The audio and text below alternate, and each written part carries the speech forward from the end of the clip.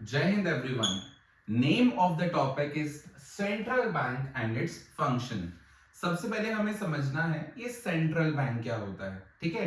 तो तुम्हें बता दूं, central bank is an apex body that controls, operates, regulates and direct the entire banking and the monetary structure of the country. मतलब ये वो apex body है, ये वो सुप्रीम बॉडी है जो हमारे पूरे मॉनेटरी सिस्टम को, हमारे पूरे बैंकिंग स्ट्रक्चर को पूरी तरह से रेगुलेट करती है, उनको सुपरवाइज करते हैं। तो RBI was established on 1 April 1935 under the RBI act passed in 1934। तो ध्यान रखना, आरबीआई कब एस्टैब्लिश हुआ?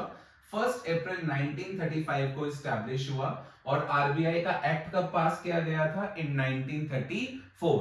ध्यान रखना बेटा, हर कंट्री का एक अपना सेंट्रल बैंक होता है। जैसे इंडिया का सेंट्रल बैंक क्या है? Reserve bank of India. India का सेंट्रल बैंक क्या है? Reserve bank of India. UK का सेंट्रल बैंक क्या है? It is bank of England. And US का सेंट्रल बैंक कौन है? It is federal reserve system. Name of the topic is functions of central bank. Central bank के क्या क्या functions हैं, इंडिया में आरबीआई के क्या क्या फंक्शंस हैं। सबसे पहला जो फंक्शन है सेंट्रल बैंक का पहला फंक्शन है करेंसी अथॉरिटी और द बैंक ऑफ इश्यू। ध्यान रखना, जो भी करेंसी प्रिंट की जाती है that is only to be done by the central bank of the country. India में it is done by the RBI except 1 rupee note and the coins. 1 rupee note और coins issue किए जाते हैं by the ministry of finance under the government of India. लेकिन इसके अलावा जो भी करेंसी है, चाहे वो डिनोमिनेशन 2 रुपी का नोट है, 5 रुपी का नोट है, 10 रुपी का नोट है, 20 रुपी का नोट है and so on, that is only to be issued by the RBI. ठीक है ना। और ध्यान रखना, जो भी आरबीआई मनी इशू करता है, all the currency issued by the RBI is its monetary liability. All the currency issued by the RBI is its monetary liability. जो भी करेंसी आरबीआई इशू कर रहा है वो आरबीआई के ऊपर क्या है? लाइबिलिटी है। ठीक है ना। अब इसको थोड़ा सा एक्सप्लेन करने के लिए एक काम कर सकते हैं हम।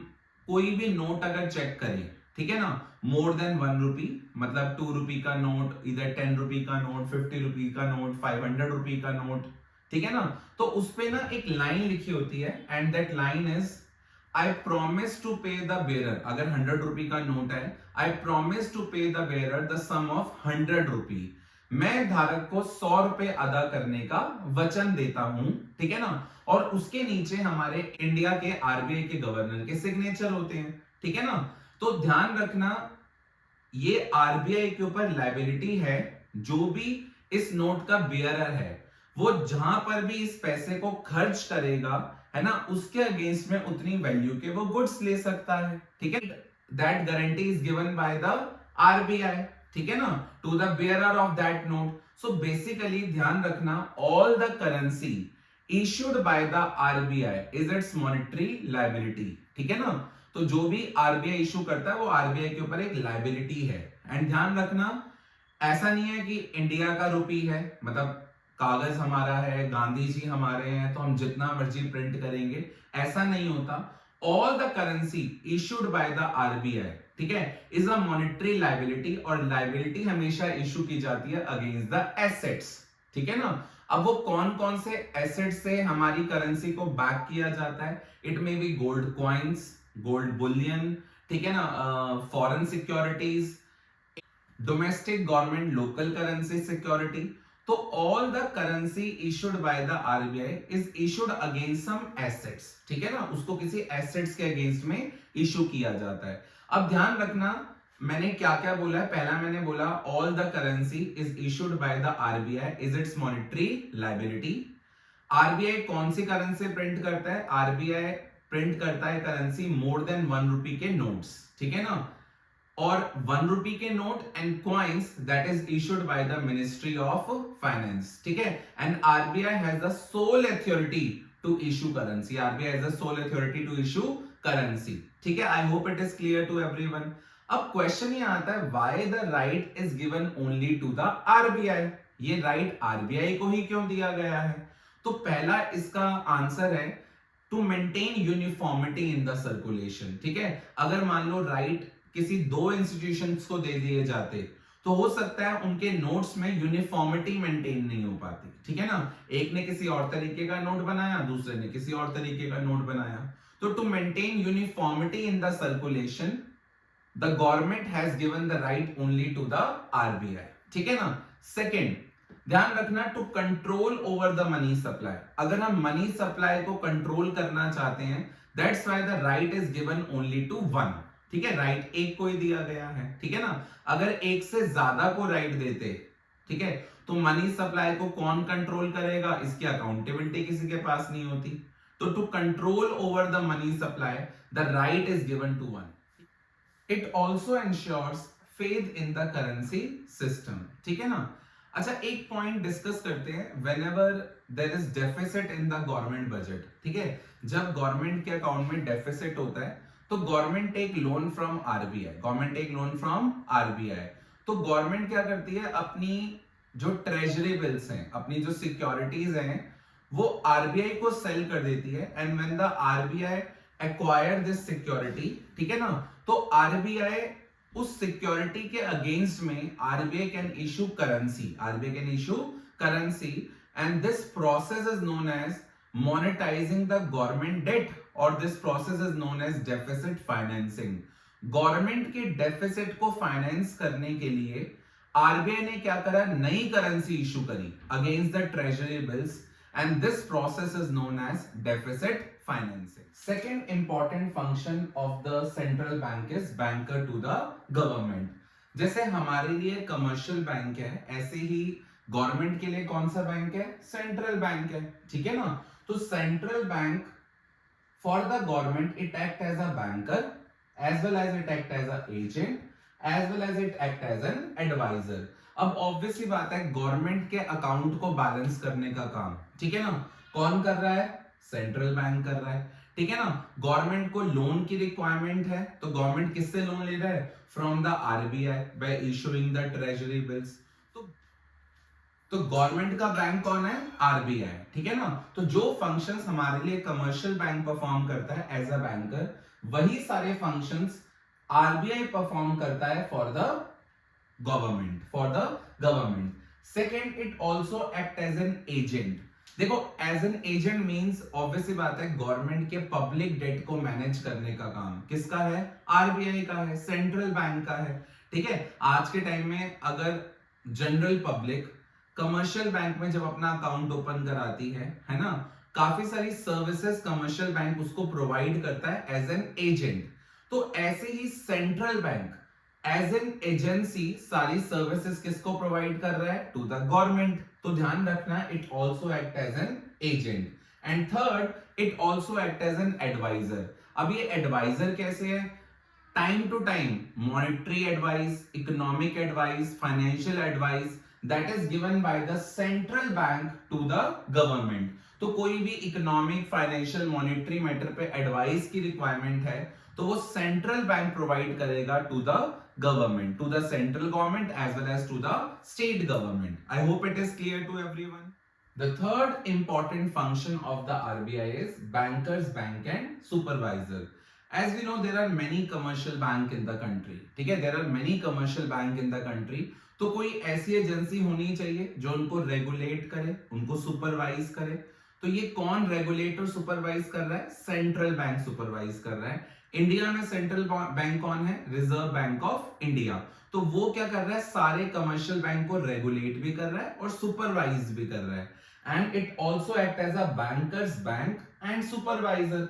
अब वो बैंकर्स बैंक में क्या क्या फंक्शन परफॉर्म करता है, तो बैंकर्स बैंक में it is custodian of cash reserve, lender of the last resort and the clearing house. अब ये क्या है, एक बार इसको एक्सप्लेन करते हैं। फर्स्ट फंक्शन जो आता है बैंकर्स बैंक में, it is a custodian of cash reserve. Every commercial bank has to keep certain percentage of its deposit with the RBI, which is known as CRR, है ना। तो obviously बात है, हर कमर्शियल बैंक को अपने total deposit का कुछ फ्रैक्शन आरबीआई के पास रखवाना पड़ता है, and that is known as CRR, cash reserve ratio, है ना। तो अगर सीआरआर मेंटेन्ड है विद द आरबीआई, तो तो आरबीआई के पास कुछ पावर है जिससे वो कमर्शियल बैंक को क्या कर सकता है, रेगुलेट कर सकता है। तो first function is called custodian of cash reserve. इस बैंकर्स बैंक में सेकंड फंक्शन आता है lender of the last resort. क्या आता है, lender of the last resort. देखो नाम से ही लग रहा होगा lender of the last resort, मतलब जब कमर्शियल बैंक को कहीं से उसकी रिक्वायरमेंट फुलफिल नहीं हो पाती लोन की, तो वो एट लास्ट किसके पास अप्रोच करता है, सेंट्रल बैंक के पास अप्रोच करता है। और सेंट्रल बैंक कमर्शियल बैंक को लोन प्रोवाइड करता है by discounting their securities like bill of exchange etcetera. So we can say that when the commercial bank fail to meet their financial requirement, when the commercial bank fail to meet their financial requirement, they approaches the central bank, and central bank assist the loan to the commercial bank against the securities like bill of exchange, against the government securities, etc. The third important function of the central bank is the clearing house. ठीक है ना, देखो ये clearing house क्या होता है, हर commercial bank has an account with RBI. हर कमर्शियल बैंक का अकाउंट किसके पास है, आरबीआई के पास है। तो सेंट्रल बैंक क्या करता है, सेंट्रल बैंक जो बैंक्स के क्लेम्स है अगेंस्ट ईच अदर, बैंक्स के जो क्लेम्स है, कमर्शियल बैंक्स के जो क्लेम्स है अगेंस्ट ईच अदर, उनको सेटल करने के लिए कहीं ना कहीं RBI act as a clearing house, RBI act as a clearing house. इसको थोड़ा सा एक्सप्लेन करने के लिए आई कैन से दैट हर कमर्शियल बैंक के पास ना रोज डेली बेसिस पर बहुत सारे अलग अलग बैंक्स के चेक्स आते हैं, ठीक है ना। तो बैंक ऑफ बड़ौदा के पास भी काफी सारे बैंक्स के चेक आए और आईसीआईसीआई के बैंक के पास भी बहुत सारे बैंक्स के चेक्स आए, है ना। तो आपस में अगर एक बैंक ने दूसरे बैंक के अगेंस्ट में क्लेम्स को सेटल करना है ना, तो it is a very difficult task. तो वो फंक्शन कमर्शियल बैंक के बिहाफ पे कौन परफॉर्म कर रहा है, आरबीआई परफॉर्म कर रहा है, बिकॉज आरबीआई के पास हर कमर्शियल बैंक का अकाउंट है। So RBI settles the claims of every bank against each other just by credit and debit entries, क्योंकि हर कमर्शियल बैंक का अकाउंट किसके पास है, आरबीआई के पास है। So RBI act as a clearing house, RBI act as a clearing house, है ना। So I hope this function is clear to everyone. And इसी फंक्शन में एक और फंक्शन आता है, RBI also act as a supervisor, RBI also act as a supervisor. Obviously बात है कमर्शियल बैंक को रेगुलेट करने का काम, सुपरवाइज करने का काम किसका है, आरबीआई का, सेंट्रल बैंक का है, ठीक है ना। Regarding the branch expansion, regarding the bank licence, ठीक है ना, टाइम टू टाइम इनके इंस्पेक्शंस कंडक्ट करना, तो that is all to be done by the RBI. So RBI also act as a supervisor to the commercial bank. The fourth function of the RBI is custodian of foreign exchange reserve.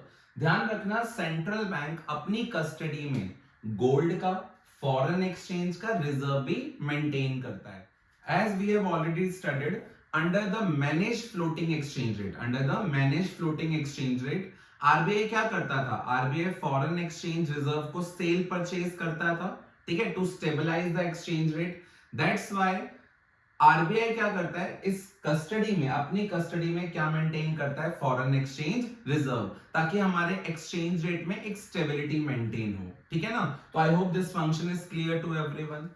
Now we are coming to the very important function of the RBI, which is called controller of money supply and the credit. ध्यान रखना central bank की जो policy है जिसके through वो money supply को control करता है, क्रेडिट को कंट्रोल करता है, this policy is known as monetary policy. This policy is known as monetary policy because it is related with the money.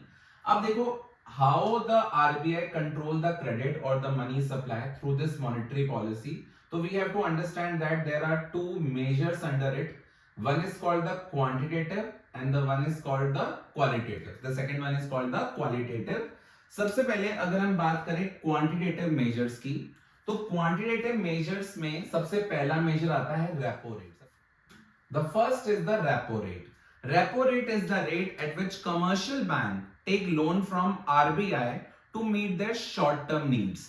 अपनी शॉर्ट टर्म नीड्स को पूरा करने के लिए जब कमर्शियल बैंक आरबीआई से लोन लेता है, तो कमर्शियल बैंक हैज टू पे interest over it and that interest rate is basically known as the repo rate. So we can say that repo rate is the rate at which commercial bank take loan from RBI to meet their short term needs. और ध्यान रखना how it controls the credit. अगर मान लो RBI ने credit को control करना है तो आरबीआई ने अगर रेपो रेट को इंक्रीज कर दिया, अगर आरबीआई ने रेपो रेट को इंक्रीज कर दिया तो ऑब्वियसली बात है कमर्शियल बैंक की कॉस्ट ऑफ बोरोइंग इंक्रीज हो जाएगी। तो कमर्शियल बैंक आरबीआई से लोन क्या लेगा, कम लेगा। और कमर्शियल बैंक अगर आरबीआई से लोन कम लेगा तो कमर्शियल बैंक के पास मनी की सप्लाई कम हो जाएगी, है ना। तो जब मनी की सप्लाई कम हो गई तो कमर्शियल बैंक, जो पब्लिक उनसे लोन लेगी, कमर्शियल बैंक उनसे रेट ऑफ इंटरेस्ट ज्यादा चार्ज करेगा, है ना। और अगर रेट ऑफ इंटरेस्ट ज्यादा चार्ज करेगा तो ऑब्वियसली बात है public will take less loan. तो मार्केट में जो क्रेडिट क्रिएशन है वो कम हो जाएगा and this is the first instrument that is called repo rate. The second important measure is the bank rate. Second important measure is the bank rate. अब देखो रेपो रेट में और बैंक रेट में क्या डिफरेंस है। Repo rate is generally the rate at which commercial bank take loan from RBI to meet their short term needs. Now if the commercial bank take loan from RBI to meet their long term needs, then the rate of interest paid by the commercial bank is known as bank rate. तो दोनों में फर्क क्या है, अगर short term purpose के लिए loan चाहिए तो रेपो रेट, और अगर लॉन्ग टर्म के लिए लोन चाहिए तो बैंक रेट। अब दोनों के काम करने का तरीका सेम है, ठीक है ना। अगर आरबीआई ने क्रेडिट को रिस्ट्रिक्ट करना है तो आरबीआई क्या करेगा, आरबीआई बैंक रेट को इंक्रीज कर देगा। और अगर आरबीआई बैंक रेट को इंक्रीज कर देगा तो commercial bank will take less loan from the RBI to meet their long term needs, है ना। और कमर्शियल बैंक ने अगर आरबीआई से लोन कम लिया तो कमर्शियल बैंक के पास मनी की सप्लाई कम हो जाएगी, है ना। और कमर्शियल बैंक क्या करेगा, अपने लैंडिंग रेट को इंक्रीज कर देगा and which leads to less credit creation by the commercial bank. I hope it is clear to everyone. The next is basically known as reverse repo rate. Next is basically known as reverse repo rate. अब ध्यान से समझना, अभी हमने discuss किया repo rate and now we are discussing reverse repo rate, ठीक है। Repo rate is the rate at which commercial bank take loan from RBI. तो रिवर्स रेपो उसका अपोजिट होगा, it is the rate at which central bank take loan from commercial bank, ठीक है। But actually क्या होता है, central bank commercial bank से loan नहीं लेता। सेंट्रल बैंक कमर्शियल बैंक को एक फैसिलिटी प्रोवाइड करता है कि अगर कमर्शियल बैंक के पास अपनी रिक्वायरमेंट्स को फुलफिल करने के बाद भी अगर कैश बैलेंस है ना, तो they can deposit with the RBI, they can deposit with the RBI and they will get interest over it, है ना। अब पैसा किसका है, कमर्शियल बैंक का। कमर्शियल बैंक ने अपना एक्स्ट्रा रिजर्व किसके पास रखवाया, आरबीआई के पास रखवाया। तो इनडायरेक्टली आरबीआई ने कमर्शियल बैंक से लोन लिया।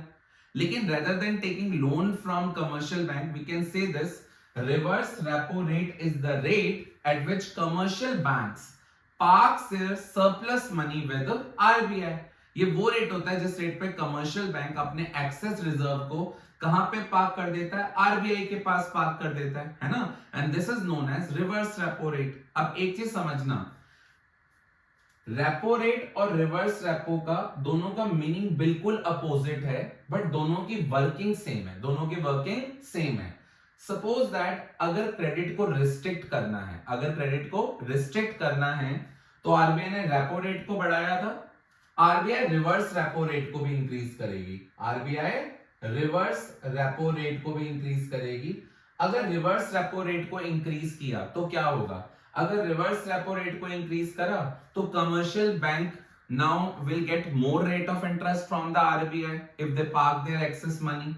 तो अगर रिवर्स रेपो रेट इंक्रीज हो गया तो कमर्शियल बैंक आरबीआई के पास ज्यादा मनी पार्क करेंगे, तो कमर्शियल बैंक के पास पैसा क्या बचेगा, कम बचेगा, मनी सप्लाई कम हो जाएगी और वो lending rate of interest increase कर देगा and which leads to less credit creation by the commercial bank.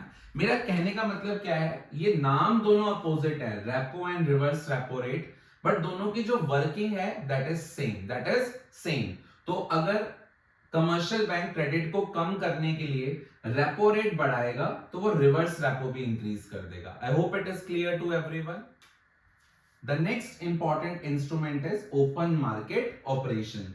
Now we have to understand what do you mean by the word open market operation. Open market operation deal with sale and purchase of securities. Deal with sale and purchase of securities, and these securities are generally government securities by the RBI to the commercial bank or to the public. ध्यान से समझना, open market operation deal with sale and purchase of government securities by the central bank to the commercial bank or to the public. देखो, अगर RBI को credit को restrict करना है, अगर आरबीआई को क्रेडिट को रिस्ट्रिक्ट करना है, तो आरबीआई क्या करेगा, गवर्नमेंट सिक्योरिटीज को सेल कर देगा इन द। तो आरबीआई ने जब सिक्योरिटी सेल करी टू द कमर्शियल बैंक और टू द पब्लिक, तो आरबीआई ने क्या करा, सिक्योरिटीज दे दी। सिक्योरिटीज क्या है, एक कागज का टुकड़ा ही तो है। तो आरबीआई ने सिक्योरिटी दे दी, और ऑब्वियसली बात है इस सिक्योरिटी पे the commercial bank and the public will get a good return. So basically RBI ने क्या करा, सिक्योरिटीज को सेल कर दिया।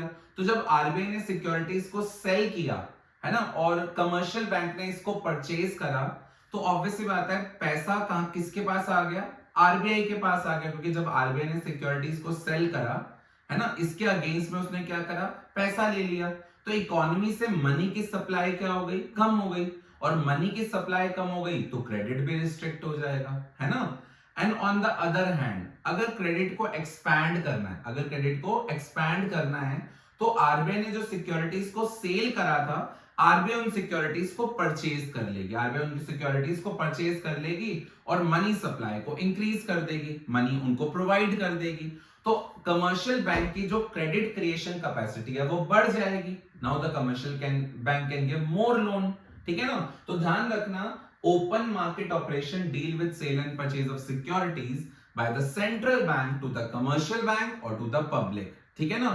To control the money supply, RBI sells the security, है ना, and to expand the money supply, RBI purchases the security from the commercial bank and from the public. I hope it is clear. Now the next is basically called legal reserve ratio. Is called legal reserve ratio. ठीक है, ये मैंने already money multiplier के concept में भी discuss किया था. Legal reserve ratio refers to that fraction of deposit that the commercial bank has to maintain in the form of reserve. और जो रिजर्व आरबीआई के पास मेंटेन किया जाएगा उसको हम सीआरआर कहेंगे, और जो रिजर्व कमर्शियल बैंक अपने पास मेंटेन करेगा in the form of liquid asset और cash, that is called SLR, that is called SLR. And सोच के देखना, जितना रिजर्व रेशियो ज्यादा होगा उतना बैंक की क्रेडिट कैपेसिटी क्या हो जाएगी, कम हो जाएगी. क्योंकि ऑब्वियस ही बात है, अगर सोच के देखो, अगर रिजर्व रेशियो को इंक्रीज कर दिया जाए इधर थ्रू सीआरआर और एलआरआर, तो अगर ये रिजर्व बैंक्स को ज्यादा रखना पड़ेगा तो बैंक के पास लोन के लिए कैपेसिटी क्या बचेगी, कम बचेगी. तो ऑब्वियसली बात है, अगर लोन कैपेसिटी कम हो गई तो बैंक की क्रेडिट क्रिएशन कैपेसिटी क्या हो जाएगी, कम हो जाएगी. And we have also discuss in the formula of the money multiplier, m is equal to 1 upon LRR. Higher the LRR, lesser will be the multiplier effect. Lesser the MRR, higher will be the multiplier effect. तो अगर RBI ने इस legal reserve ratio को increase करा इधर through CRR और through SLR, तो commercial bank has to keep more reserve than the commercial can give. Commercial bank will give less loan to the public, so automatically the credit creation capacity of the bank reduces. I hope it is clear to everyone. Now we have come to the qualitative instruments of the RBI. The first qualitative instrument of the RBI is moral suasion. देखो, moral suasion is a combination of persuasion and the pressure which is created by the central bank to all the commercial bank. ठीक है ना. Obviously बात है, starting में central bank always apply the qualitative instrument. तो central bank को अगर credit को रिस्ट्रिक्ट करना है तो सेंट्रल बैंक क्या करेगा, कमर्शियल बैंक को प्रेशराइज करेगा या परसुएड करेगा to reduce the credit, to reduce the credit. अब इसके लिए वो उनको लेटर इशू कर सकता है, इसके लिए एक ओरल रिक्वेस्ट की जा सकती है, एक रिटन रिक्वेस्ट की जा सकती है by the central bank to all the commercial bank. Moral suasion is a combination of persuasion and the pressure by the central bank to all the commercial bank that they have to restrict the credit when there is an inflation in the economy. अगर economy में inflation है, demand को control करना है ना, तो credit को कम करना पड़ेगा। तो उस टाइम पे रिक्वेस्ट की जाएगी, परसुएशन किया जाएगा by the central bank to all the commercial bank कि क्रेडिट को कम कर दे। और वही अगर कंट्री में एम्प्लॉयमेंट लेवल को इंक्रीज करना है तो उस टाइम पे परसुएट किया जाएगा टू इंक्रीज द क्रेडिट को बढ़ा दिया जाए, ठीक है ना। Next instrument is margin requirement. Next instrument is margin requirement. देखो नाम से समझ आ रहा होगा margin requirement. Margin requirement is the difference between the security amount and the loan amount. देखो जब भी हम बैंक से लोन लेते हैं तो बैंक ना उसके अगेंस्ट में हमसे सिक्योरिटी रखवाता है, हमसे कोलेटरल रखवाता है। तो जो भी उसके बीच का गैप है that is basically known as margin requirement. देखो होता क्या है, जब भी हम बैंक से लोन लेने जाते हैं तो बैंक आस्क सिक्योरिटी में, अब वो चाहे मेरे घर के पेपर्स रखे, चाहे मेरी गाड़ी के पेपर्स रखे, है ना। तो whenever I take loan from the commercial bank always ask for the collateral for the security. Suppose करो मेरे को लोन लेना है 60 का, है ना, लोन मुझे चाहिए 60 का and bank is asking the security of 100. Bank is asking the security of 100 क्योंकि जो मार्जिन है यहाँ पर 40% का मार्जिन है जो हमें यहाँ से दिख रहा है। तो लोन अमाउंट कम है और सिक्योरिटी अमाउंट ज्यादा है, क्योंकि बाय चांस अगर मैं लोन नहीं पे कर पाया तो वो कमर्शियल बैंक उसको सेल करेगा, मेरी सिक्योरिटीज को। सेल करने में भी कॉस्ट है, हो सकता है मेरी सिक्योरिटी की वैल्यू एप्रिशिएट हो जाए। तो security amount is always more than the loan amount. तो दोनों के बीच में कितने का मार्जिन है, 40% का, 40 का मार्जिन है, ठीक है ना। तो दोनों के बीच में मार्जिन 40 का है। नाउ अगर मान लो कमर्शियल बैंक को क्रेडिट को रिस्ट्रिक्ट करना है तो कमर्शियल बैंक क्या करेगा, नाउ कमर्शियल बैंक इस मार्जिन को इंक्रीज कर 45 कर देगा। Now for the 100 amount of security I will get the loan of only 55. I will get the loan of only 55. तो क्रेडिट कैपेसिटी क्या हो गई, कम हो गई। और वही अगर रिवर्स करना होता, अगर इस मार्जिन को 30 कर दिया जाएगा, now for the 100 security I will get the loan of 70. तो margin requirement is the difference between the security amount and the loan amount. I hope this function is clear to everyone. And the last function is known as selective credit control.